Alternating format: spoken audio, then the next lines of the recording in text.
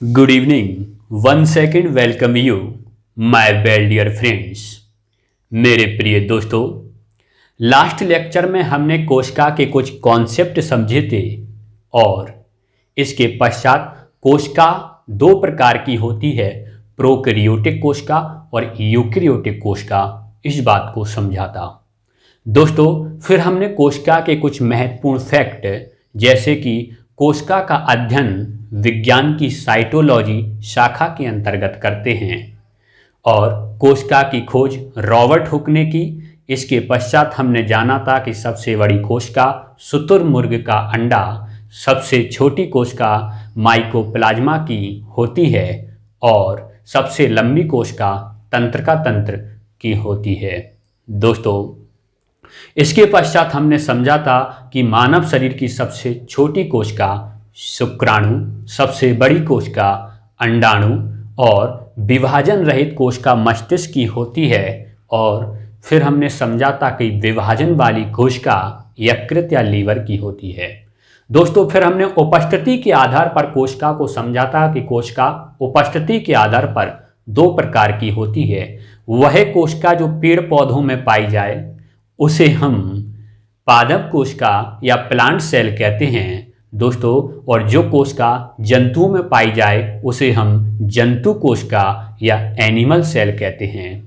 दोस्तों, कल के लेक्चर में हमने डायग्राम के माध्यम से कोशिका के सभी अंगों को विस्तार पूर्वक समझा था और फिर हमने बताया था कि हम कोशिका के अंदर पाए जाने वाले कौन कौन से अंगों को कंप्लीट करेंगे। दोस्तों, अगर कोशिका की बात की जाए तो कोशिका के अंदर पाए जाने वाले कोशिकांग अर्थात कोशिका के कौन कौन से अंग हैं उनके बारे में चर्चा करेंगे।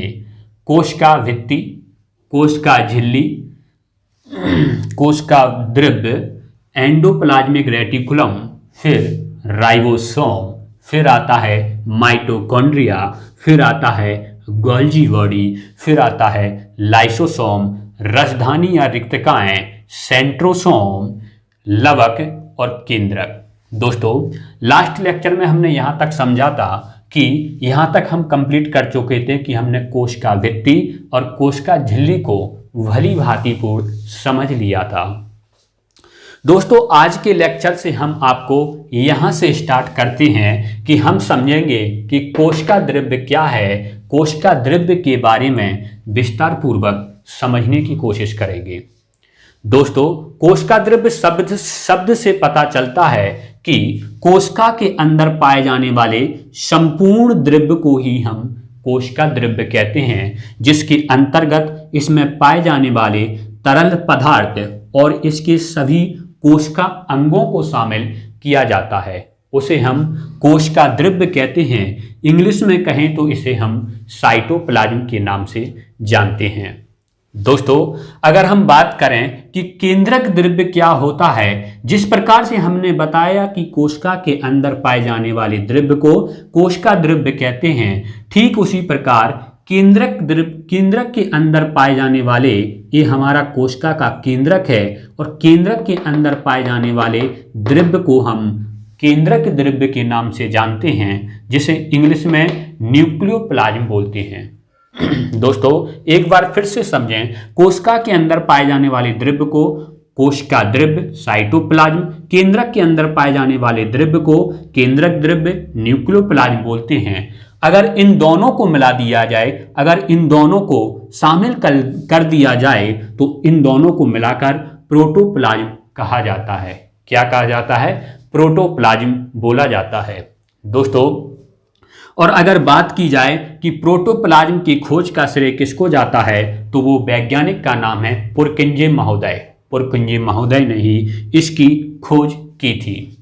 दोस्तों, कोशिका द्रव्य की बात की जाए तो कोशिका द्रव्य वह द्रव्य होता है जो कोशिका के अंदर पाया जाता है। केंद्रक द्रव्य वह होता है जो केंद्रक के अंदर पाया जाता है। दोस्तों, इसके पश्चात हमारा नेक्स्ट कोशिकांग आता है, उसे कहते हैं एंडोप्लाज्मिक रेटिकुलम।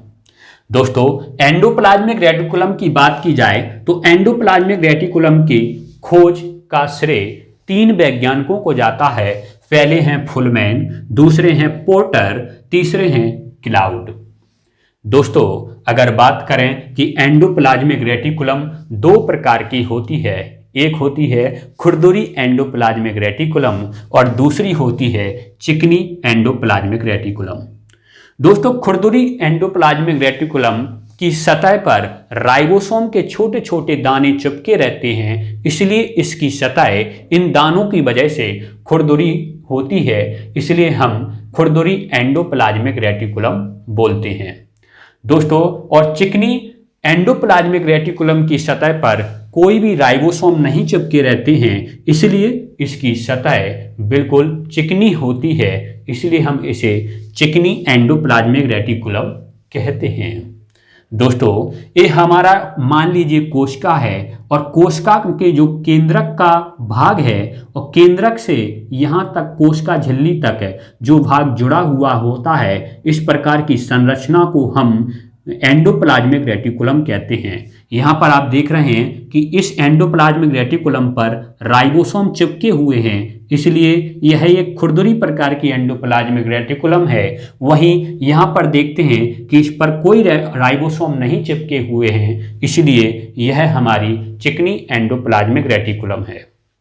दोस्तों ये हमारा एंडोप्लाज्मिक रेटिकुलम हो जाता है। इस प्रकार से हम नेक्स्ट भाग देखें तो हमारा नेक्स्ट भाग राइबोसोम आता है। राइबोसोम की बात करते हैं, यह कोशिका का नेक्स्ट कोशिकांग होता है। राइबोसोम की बात करें तो राइबोसोम की खोज का श्रेय पैलेडे नामक वैज्ञानिक को जाता है। दोस्तों और राइबोसोम को यहां पर हमने लिख दिया है कि प्रोटीन की फैक्ट्री कहा जाता है। इस बात को समझिए दोस्तों, जैसे कि आप भोजन करते हैं और भोजन जो आपको भोजन से कार्बोहाइड्रेट, वसा और प्रोटीन की प्राप्ति होती है। जैसे ही आपने भोजन किया, भोजन में जो भी प्रोटीन उपस्थित होती है वह भोजन पचने के बाद प्रोटीन आपकी इकट्ठी होती है और वह उस प्रोटीन का संश्लेषण राइबोसोम के रूप में होता है, अर्थात राइबोसोम उस प्रोटीन का संश्लेषण करता है। जैसे आपने भोजन किया और भोजन में जो प्रोटीन उपस्थित थी उस प्रोटीन का जो संश्लेषण कौन करता है? राइबोसोम करता है। इसलिए हम कहते हैं कि राइबोसोम प्रोटीन का संश्लेषण करने वाला एक महत्वपूर्ण कोशिकांग होता है। दोस्तों इसी वजह से यह प्रोटीन का संश्लेषण करता है, इसलिए राइबोसोम को हम प्रोटीन की फैक्ट्री कहते हैं। आप जानते हैं कि प्रोटीन के वाहक के रूप में जो प्रोटीन जिनसे प्राप्त होती है वो हैं अंडा, दूध और इसके साथ चिकन और इसके साथ सोयाबीन। सोयाबीन में सर्वाधिक प्रोटीन पाई जाती है। अगर आप ऐसे भोजन को खाते हैं तो आपको प्रोटीन प्राप्त होती है और उस प्रोटीन का संश्लेषण कहाँ होता है? राइबोसोम में होता है।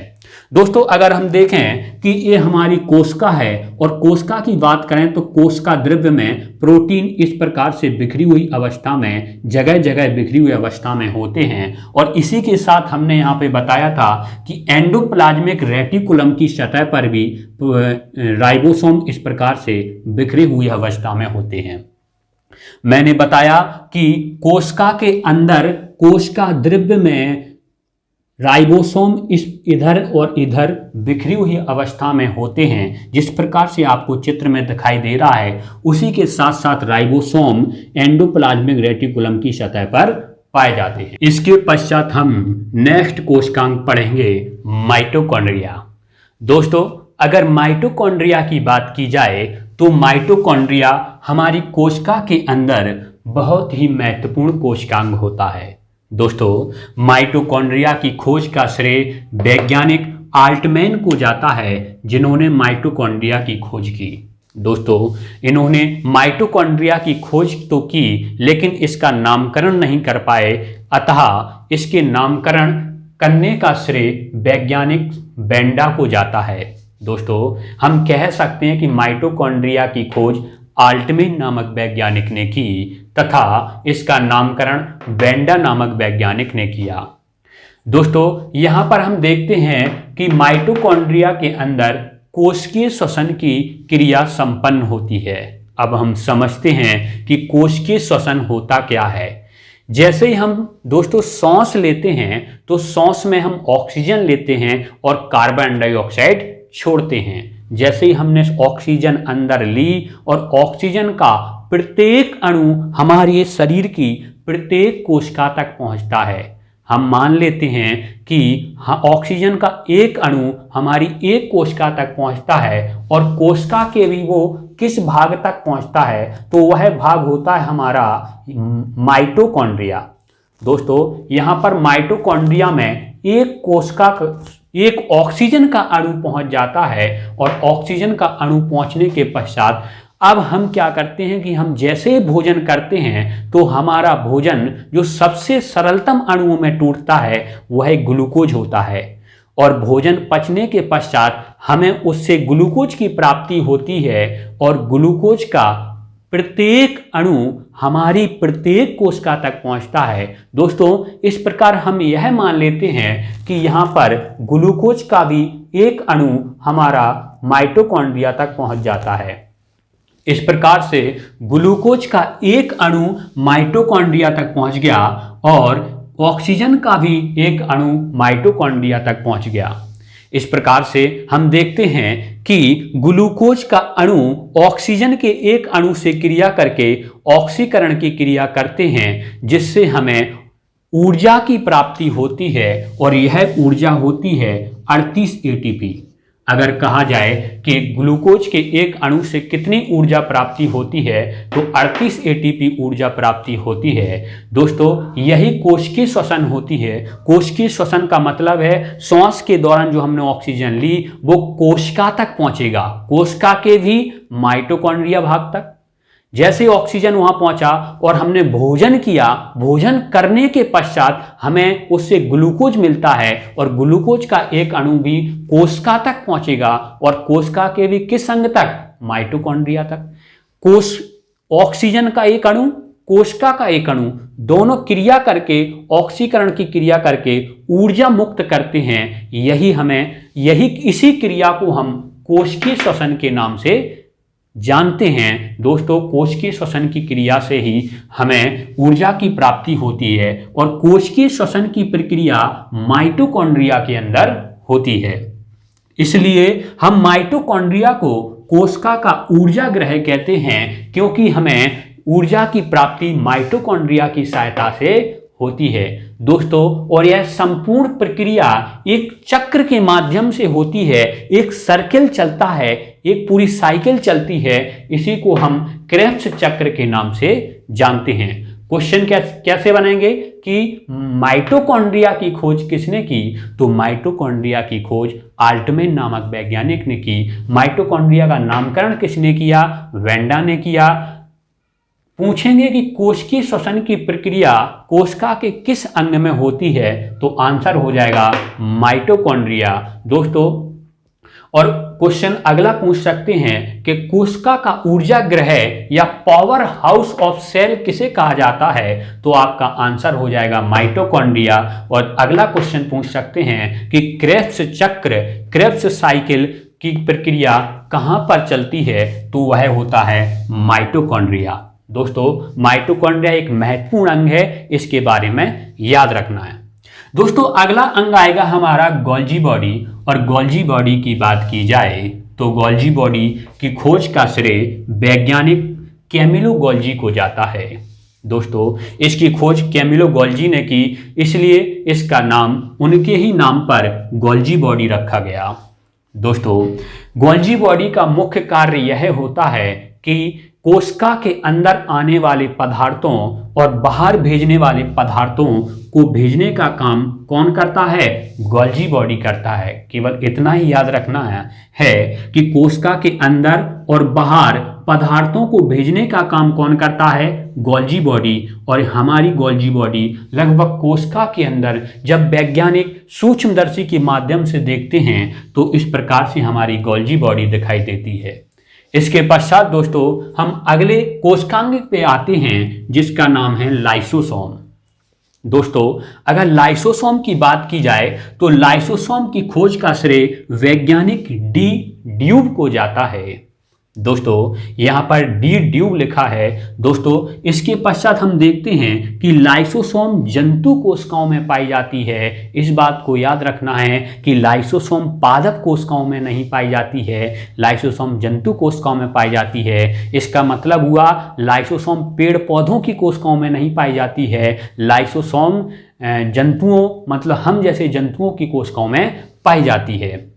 और लाइसोसोम की बात की जाए तो ये मान लेते हैं एक कोशिका है और कोशिका के अंदर ये हमारा लाइसोसोम होता है और लाइसोसोम के अंदर हाइड्रोलाइटिक एंजाइम भरे रहते हैं। ये हमारा लाइसोसोम का डायग्राम है और लाइसोसोम के अंदर इस प्रकार से ये हाइड्रोलाइटिक एंजाइम भरे रहते हैं और लाइसोसोम एक स्तरीय झिल्ली से चारों ओर से घिरी रहती है। दोस्तों हाइड्रोलाइटिक एंजाइम वे पाचक एंजाइम होते हैं जो समय समय पर इस झिल्ली को पार करके सेक्रेशन इसका स्राव होता रहता है। दोस्तों यहाँ पे ध्यान दीजिए, हाइड्रोलाइटिक एंजाइम क्या करते हैं कि समय समय पर इस अपना स्राव करते रहते हैं और कोशिका की सफाई करते रहते हैं। अतः हमने नेक्स्ट फैक्ट लिखा है आपको कि कोशिका की सफाई समय समय पर कौन करते हैं, हाइड्रोलाइटिक एंजाइम, लाइसोसोम करता है हाइड्रोलाइटिक एंजाइम के माध्यम से। दोस्तों नेक्स्ट बात हम बात करते हैं कि अगर मान लेते हैं कि कोशिका को किसी भी कारणवश चोट हो जाए या आघात हो जाए, किसी भी कारणवश कोशिका को किसी भी कारणवश चोट पहुंचती है तो उसका प्रभाव लाइसोसोम पर भी पड़ता है। हमने क्या बोला कि कोशिका को किसी भी प्रकार की चोट पहुंचती है तो उसका प्रभाव किसको पहुंचता है, लाइसोसोम को पहुंचता है। और लाइसोसोम जो चारों ओर से एक स्तरीय झिल्ली से घिरी रहती है वह झिल्ली फट जाती है और बाहर की ओर इसमें हाइड्रोलाइटिक एंजाइम बाहर की ओर आ जाते हैं और इन सभी जो कोशिकांगों को वो मार देते हैं, मतलब कह सकते हैं कि उनको नष्ट कर देते हैं, क्योंकि हाइड्रोलाइटिक एंजाइम एक पाचक एंजाइम है और अगर इनका स्राव अधिक मात्रा में कोशिका के बाहर हो जाए तो वो कोशिका के अंगों को नष्ट कर देते हैं। दोस्तों इसलिए कोशिका के सभी अगर अंग खत्म हो जाएंगे तो इस प्रकार से हम देखते हैं कि कोशिका की मृत्यु हो जाती है। इसी वजह से कोशिका की आत्महत्या की थैली कहा जाता है लाइसोसोम को। लाइसोसोम को कोशिका की आत्महत्या की थैली क्यों कहा जाता है, इस बात को समझ रहे हैं ना कि कोशिका के अंदर लाइसोसोम पाया जाता है, लाइसोसोम के चारों ओर एक आवरण, एक स्तरीय झिल्ली का आवरण पाया जाता है और उस लाइसोसोम में हाइड्रोलाइटिक एंजाइम भरे रहते हैं। जब कभी भी कोशिका को आघात पहुंचता है, क्षति होती है, तो उसका प्रभाव किस पे पड़ता है, लाइसोसोम पर। और लाइसोसोम की जो एक स्तरीय झिल्ली होती है वह फट जाती है और उससे हाइड्रोलाइटिक एंजाइम बाहर निकलकर कोशिका में फैल जाते हैं और कोशिका के सभी कोशिकांगों को, चाहे वो माइटोकॉन्ड्रिया हो, गोल्जी बॉडी हो, राइबोसोम हो इत्यादि को नष्ट कर देते हैं। इस प्रकार से पूरी कोशिका नष्ट हो जाती है। इसलिए लाइसोसोम को कोशिका की आत्महत्या की थैली कहा जाता है। नेक्स्ट कोशिकांग है रसधानी। दोस्तों अगर रसधानी की बात की जाए तो रसधानी को इंग्लिश में वैक्यूल्स के नाम से जाना जाता है। रसधानी केवल पादप कोशिकाओं में पाई जाती हैं, जंतु कोशिकाओं में नहीं पाई जाती हैं। हमने कहा कि पादप कोशिका में पाई जाती हैं, मतलब पेड़ पौधों में पाई जाती हैं। दोस्तों नेक्स्ट फैक्ट है कि रसधानियां जलीय पदार्थ और कोशिका रस का भंडार होती हैं। दोस्तों रसधानियों में जलीय पदार्थ और कोशिका रस पाया जाता है। दोस्तों एक बात समझें कि हमने कहा रसधानी पेड़ पौधों में पाई जाती हैं और पेड़ पौधों में क्या लगते हैं, फल। फल से हमें क्या प्राप्त होता है, जूस। तो रसधानियां ही वे पदार्थ होती हैं, वे भाग हैं, हम कह सकते हैं कि रसधानियां ही वे भाग हैं जिनसे हमें जूस की प्राप्ति होती है, क्योंकि यह रसधानियां फलों की कोशिकाओं में पाई जाती हैं। यहाँ से स्पष्ट हो रहा है रस की धानी, जहाँ से हमें रस की प्राप्ति होती है, और फलों से जो हमें रस की प्राप्ति होती है वो रसधानी वाले भाग से होती है। दोस्तों नेक्स्ट हमारा कोशिकांग है सेंट्रोसोम, जिसे हिंदी में हम तारक काय के नाम से जानते हैं। दोस्तों सेंट्रोसोम की खोज का श्रेय बोवेरी नामक वैज्ञानिक को जाता है। दोस्तों इसके पश्चात हम देखते हैं कि सेंट्रोसोम जंतु कोशिका में पाया जाता है, पेड़ पौधों में नहीं पाया जाता है। किस में पाया जाता है? जंतुओं की कोशिकाओं में। दोस्तों इसके बाद हम देखते हैं कि सेंट्रोसोम कोशिका विभाजन में मदद करता है, मतलब कोशिका विभाजन में इसकी महत्वपूर्ण भूमिका होती है। किसकी? सेंट्रोसोम की।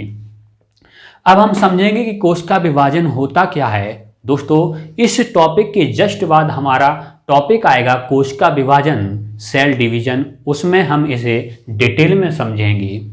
थोड़ा आप जान सकते हैं कि कोशिका विभाजन का मतलब क्या होता है। जब एक कोशिका से दो कोशिका, 2 से 4, 4 से 8, 8 से 16, 16 से 32, 32 से 64 कोशिकाएं बनती हैं, तो एक कोशिका विभाजित होकर 2 बनाती हैं, 2 कोशिका विभाजित होकर 8 बनाती हैं, 8 कोशिका विभाजित होकर इस प्रकार से 16 बनाती हैं, और इस प्रकार से कोशिका विभाजन होता जाता है। जब बच्चा छोटा होता है तो उसके अंदर कोशिकाओं की संख्या कम होती है, जैसे वह बड़ा होता है कोशिकाओं की संख्या बढ़ती जाती है। यह जो कोशिकाओं की संख्या बढ़ रही है, मतलब उसके अंदर कोशिका विभाजन हो रहा है, मतलब एक कोशिका विभाजित होकर 2 बना रही हैं, 2 कोशिका विभाजित होकर 4 बना रही हैं, तो उसी को हम कोशिका विभाजन कहते हैं। जब हमें कभी चोट लग जाती है तो उस जगह पर हमें घाव हो जाता है दोस्तों, और उस घाव वाली जगह पर हमारी कोशिकाओं की क्षति हो जाती है, और इस स्थिति में आसपास की कोशिकाएं क्या करती हैं कि कोशिका विभाजन करती हैं। 1 से 2 बनाएंगी, 2 से 4 बनाएंगी, 4 से 8 बनाएंगी, और जो घाव वाली जगह पर कोशिकाओं की कमी है, उस कमी को पूरा करने के लिए हमारी आसपास की कोशिकाएं विभाजित होकर उस घाव को भर देंगी और हमारा घाव ठीक हो जाएगा। दोस्तों यही होता है कोशिका विभाजन। हालांकि आगे इसको डिटेल में समझेंगे। दोस्तों अगला हमारा जो कोशिकांग है उसका नाम है लवक, जिसे इंग्लिश में कहेंगे प्लास्टिड। दोस्तों यहां पर ध्यान दें कि लवक केवल पादप कोशिकाओं में पाया जाता है। इसका मतलब है कि लवक केवल पेड़ पौधों की कोशिकाओं में पाया जाता है। दोस्तों लवक 3 प्रकार का होता है। एक होता है वर्णी लवक, दूसरा होता है आवर्णी लवक, तीसरा होता है हरित लवक। दोस्तों वर्णी लवक की बात की जाए, यहां पर शब्द आता है वर्ण, और वर्ण का मतलब होता है रंग से। आपने 9th 10th में पढ़ा होगा कि वर्ण विक्षेपण को समझाइए। जब सूर्य के प्रकाश को एक प्रिज्म से गुजारते हैं तो वह 7 रंगों में विक्षेपित हो जाता है, इसी को वर्ण विक्षेपण कहते हैं। तो वही शब्द यहां पर आ रहा है वर्ण। वर्ण का मतलब होता है रंग। तो यह वर्णी लवक क्या करता है कि हमने कहा कि लवक किस में पाया जाता है? पेड़ पौधों में। और पेड़ पौधों में क्या लगते हैं? फल लगते हैं, फूल लगते हैं, बीज लगते हैं। तो इस प्रकार से वर्णी लवक फूल को, बीज को रंग प्रदान करता है। चाहे पर फूल वह लाल कलर का हो, पीला कलर का हो, बैंगनी कलर का हो, सफेद कलर का हो या ब्लू कलर का हो, वह रंग प्रदान कौन करता है? वर्णी लवक करता है। दोस्तों यहाँ पे आगे बढ़ते हैं। आगे लिखा है आवर्णी लवक है। तो आवर्णी लवक, यहाँ आवर्णी से मतलब समझ रहे हैं कोई रंग नहीं है। तो इस प्रकार का लवक पेड़ पौधों की जड़ों में पाया जाता है, क्योंकि जड़ों का भी कोई रंग नहीं होता है। दोस्तों जड़ें मटक मेले कलर की होती हैं, इसलिए आवर्णी लवक कहाँ पाया जाता है? पेड़ पौधों की जड़ों में। दोस्तों अगला हमारा लवक है हरित लवक, जिसको आप क्लोरोप्लास्ट के नाम से जानते हैं। दोस्तों यह बहुत ही महत्वपूर्ण लवक होता है हरित लवक, जो कि पेड़ पौधों की पत्तियों को और पेड़ पौधों के तनों को हरा रंग प्रदान करते हैं। दोस्तों इसलिए हम कह सकते हैं कि हरित लवक पत्तियों में और तनों में पाया जाता है। हरित लवक बहुत ही इंपॉर्टेंट लवक होता है, जो प्रकाश संश्लेषण की क्रिया के लिए महत्वपूर्ण लवक है। दोस्तों हरित लवक ना हो तो प्रकाश संश्लेषण की क्रिया संपन्न ना हो पाए। दोस्तों इस बात को हम समझ चुके हैं कि प्रकाश संश्लेषण की क्रिया आगे समझेंगे कि प्रकाश संश्लेषण की क्रिया से कैसे पेड़ पौधे अपना भोजन बनाते हैं और पेड़ पौधे स्वपोषी होते हैं जो अपना भोजन स्वयं बनाते हैं। दोस्तों यहाँ तक कि हमने लवक को कंप्लीट कर लिया। सबसे पहले हमने कंप्लीट किया कोशिका भित्ति, फिर कोशिका झिल्ली, फिर कोशिका द्रव्य, फिर एंडोप्लाज्मिक रेटिकुलम, फिर राइबोसोम, फिर माइटोकॉन्ड्रिया, फिर गोल्जी बॉडी, फिर लाइसोसोम, फिर रसधानी या रिक्तकाएं, फिर सेंट्रोसोम या तारककाय, फिर लवक या प्लास्टेट को कंप्लीट किया। अब लास्ट जो कोशिका के अंदर केंद्रक पाया जाता है इसको हम डिटेल से जानेंगे। अगले लेक्चर में हम केंद्रक को कंप्लीट करेंगे और इस प्रकार से कोशिका टॉपिक हमारा कंप्लीट हो जाएगा। दोस्तों बहुत बहुत धन्यवाद, बहुत बहुत शुक्रिया।